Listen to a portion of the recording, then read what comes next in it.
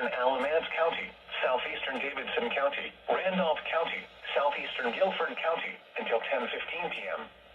At 9:24 p.m., a severe thunderstorm was located 10 miles west of Asheboro, moving east at 40 miles per hour.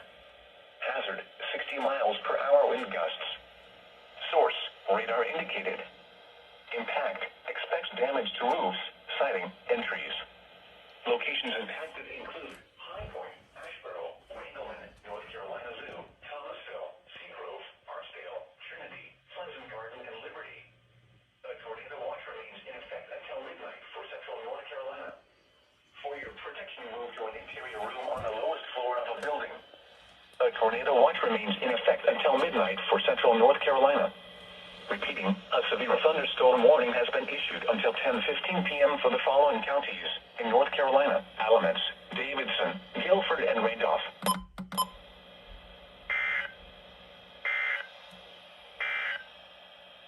The National Weather Service in Raleigh has issued a severe thunderstorm warning for southern Vance County.